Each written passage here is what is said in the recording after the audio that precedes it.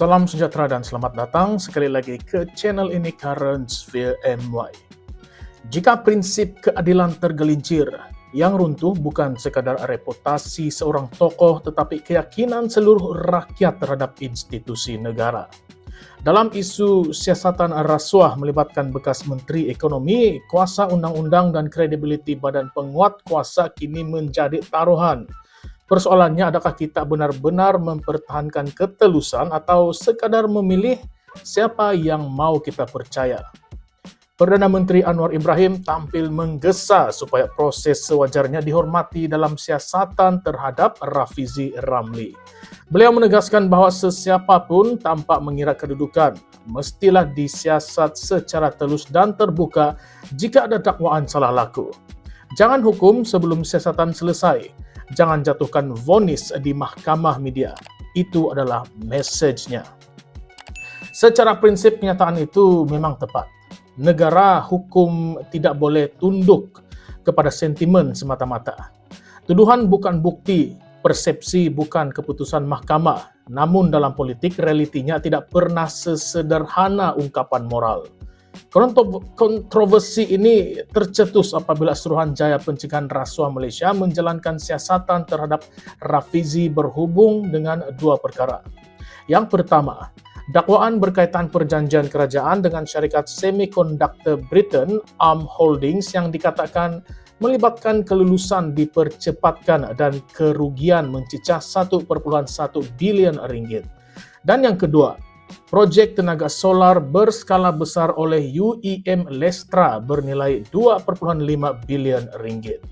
Dengan tuduhan bahawa kontrak diarahkan kepada syarikat yang mempunyai kaitan dengannya.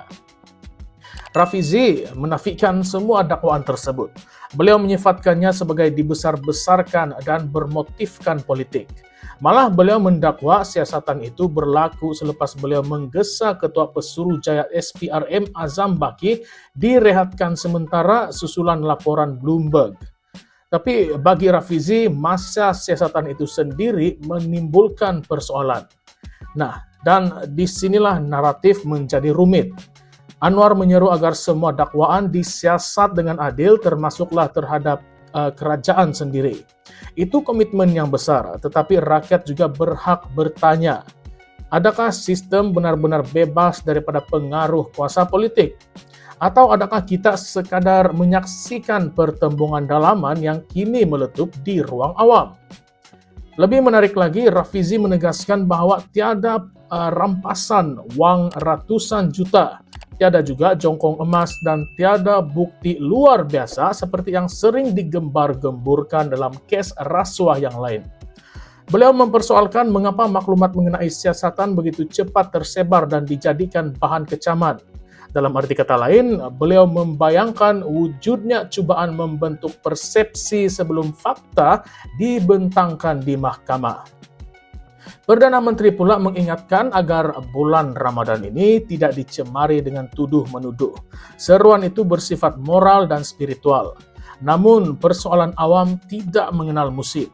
Apabila angka berbilion ringgit disebut, apabila nama besar dipetik, rakyat mahu penjelasan dan bukan sekadar nasihat supaya untuk terus bersabar. Isu sebenar di sini bukan sekadar sama ada Rafizi bersalah atau tidak. Itu adalah tugas penyiasat dan juga mahkamah. Isu yang lebih besar ialah konsistensi.